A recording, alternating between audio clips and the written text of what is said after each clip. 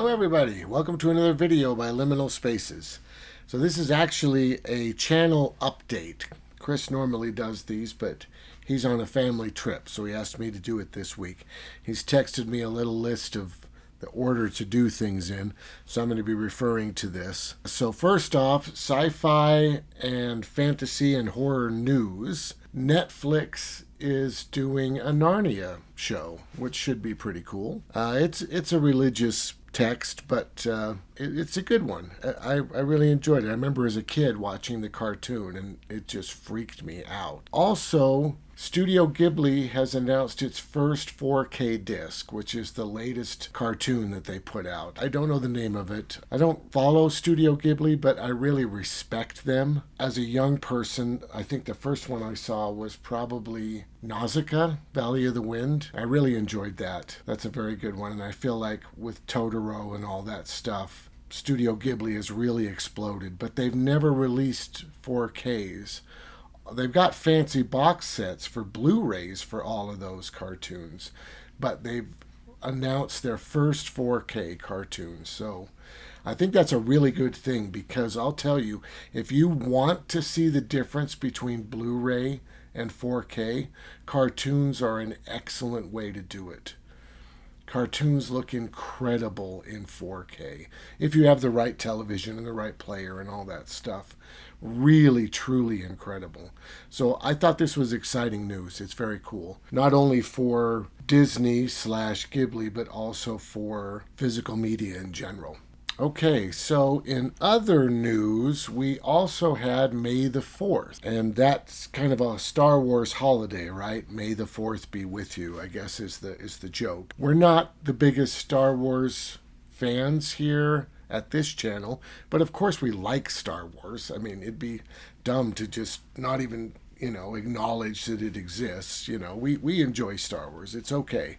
One thing that I really did enjoy that I got was Andor. This came out probably because of May the 4th, I assume. But this is cool. It's not quite Mandalorian. Oh, I don't have Mandalorian down here. Well, that's okay. It's not quite Mandalorian, but it's good. And when I say Mandalorian, I should clarify, we'll probably do a Mandalorian thing eventually, I assume. But for me, the Mandalorian really is just the first episode. I really love that first episode. It's this amazing contrast of the violence and then finding the kid, just the whole change of heart.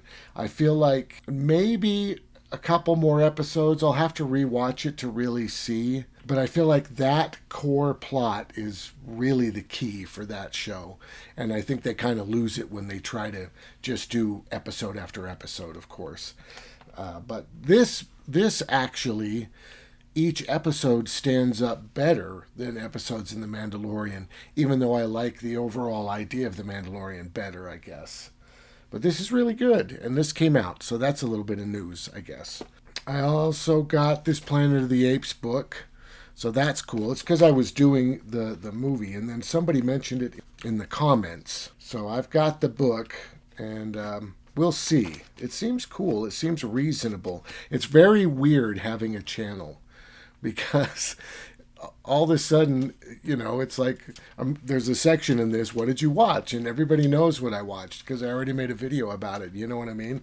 So it's weird having a channel. I don't know if I can dedicate the time that's needed to this and do this channel, But we'll see. I've got it. So that's cool. All right. So what's next? What have we been watching? So Chris is watching Salem's Lot. Now, I'm going to assume that that's a new version of Salem's Lot, not the 80s miniseries. That was super scary, by the way, back in the 80s. I haven't seen it since it aired on television, but it scared the crap out of me. It was truly scary. That leads me to V. Chris had mentioned V.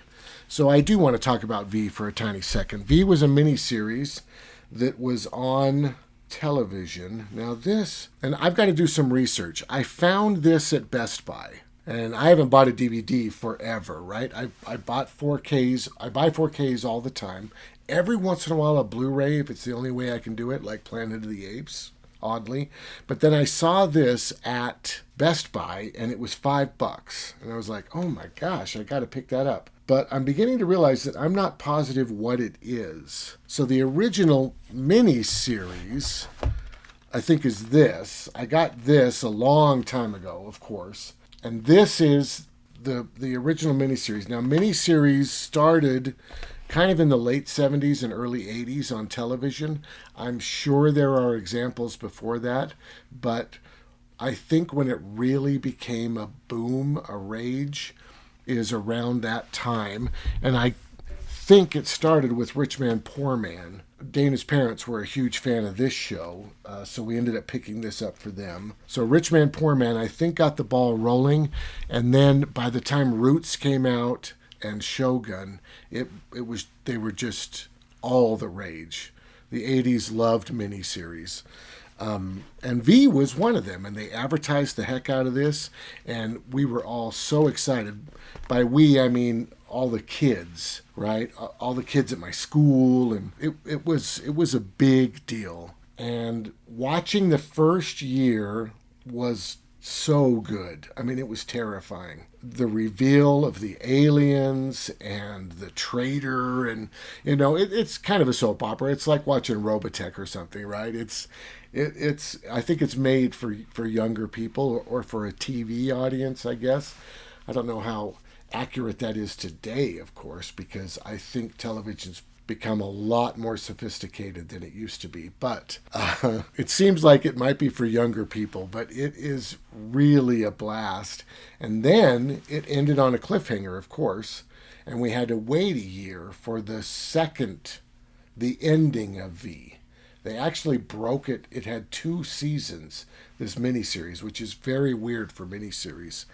And the second season was terrible. We did not, after all the hype and all the excitement from the first one, they just could not live up to that at all.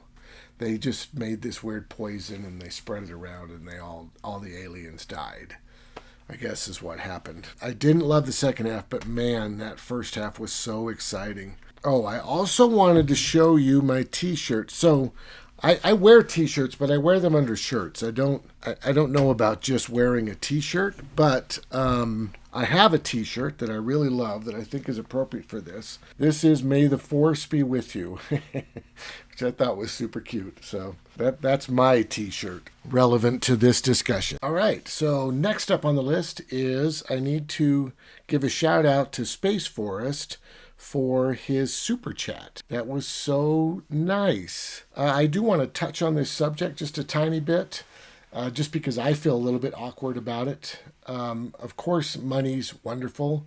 Everybody loves money. Everybody needs money. Thank you so much for the money.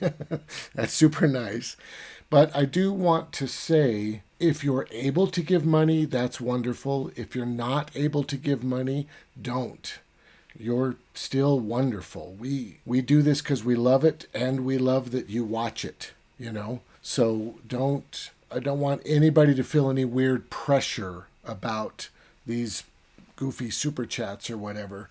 Of course, we appreciate the money, but do not give money unless you're able to give money. And I know it's silly for me to say that, because I think probably most everyone who watches this is an adult and understands that, but I just feel the need to kind of throw that out there. I don't want people to feel like they're not special or appreciated because they didn't give us money. That's not a thing. We love everybody who watches this. That's the thing, right? We appreciate that you watch the channels. Giving money is wonderful, next level stuff. If you can do that, great. But if you can't, do not worry. It doesn't matter, right? Just watch. That's all we ask, is that you just watch. But that was really nice, Space Force. Thank you very much. That was very cool. Because, of course, doing this is expensive, right? I mean, we've got all the lights, we've got the camera, we've got the microphone, we got the computer, we got the software, we got the media that we're consuming, on and on and on. It's a big deal trying to do a channel. you've got to love it to do it, and we really do love it. So that's a great thing. We'll probably look into a Patreon soon, but we're not going to hide anything behind it. We're not going to play like, well, you're going to miss out if you don't give money, right? You're not going to miss out. For two reasons. Reason number one, I think that's kind of a crappy thing to do, right? Probably because once you start paying, you'd be disappointed anyway, right? And secondly, I feel like what we're doing already has value. We don't need to do more, you know. This has value. This is fun.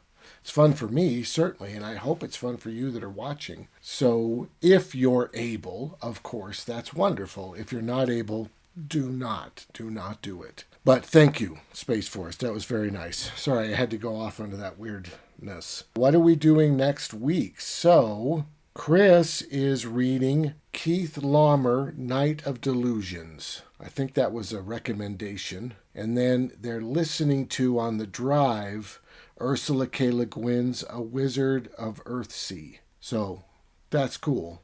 He may do those two things, or maybe he'll only get through one of them and have to finish the other, or whatever. But that's what Chris is currently working on for next week. Hopefully, I'm going to do a Ray Bradbury story.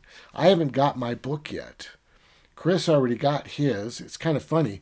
We found him on Amazon at the same time. We were talking on the phone, and he happened to order his before I ordered mine, like right before. He ordered his, and then when I jumped in to order, mine cost more and it took longer to get to me. And of course, instantly my conspiracy theory brain was like, oh man, now they know that we wanted two, and or whatever.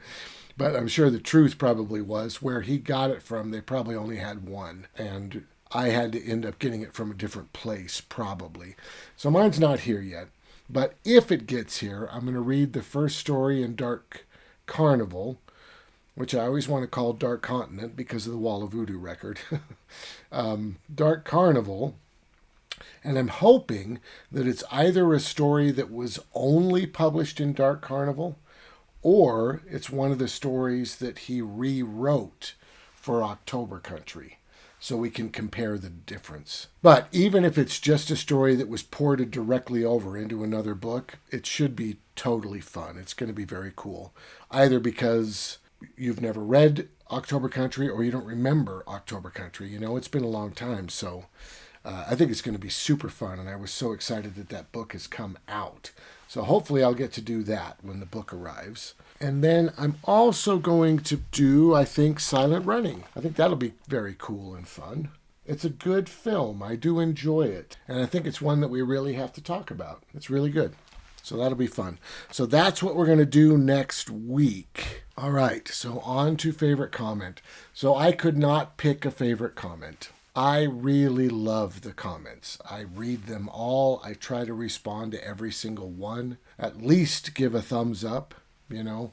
I really appreciate people watching and people taking the time to comment. That's huge. Even if it's a negative comment, you clicked on the video, you know, and then you left a comment. That's amazing. I really try to get in there and respond to all of those. Chris did want me to say that he can't respond to his while he's on his trip. So don't worry, when he gets back, he's going to go through the comments of his videos. We keep them separate, of course, because I haven't read the book that he's talking about. You know, I wouldn't be able to comment there.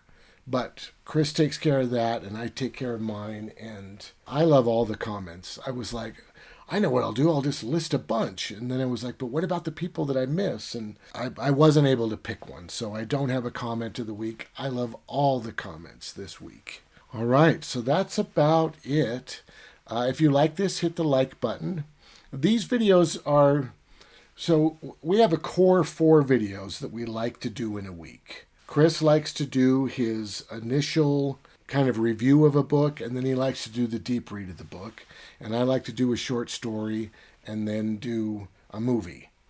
That's kind of what we've settled on as the 4 videos of the week. I don't know how long we'll be able to keep up 4 videos a week, but that's our plan for now. And lately we've been doing 7 because Chris has been doing his bookshelf thing. I'm trying to get through the Star Trek videos. We've got this weekly update thing going. So these are, I kind of view these as like extra videos. So I do hope that you like them, of course. But if you don't have time to watch everything that we do, of course, sticking with the core four is a good way to go, because I think that's where the most effort is put in for those. But if you did like this, do hit the like and make sure to subscribe, because we've got a ton of other stuff, a lot deeper, crazier stuff than this, of course, or the Star Trek, or I think I'm probably going to do a game video. That was a suggestion. I'll get into all that when I'm making the video, but I think I'm going to do a game video. I think that'll be fun as an extra video. Thanks so much and have a great day.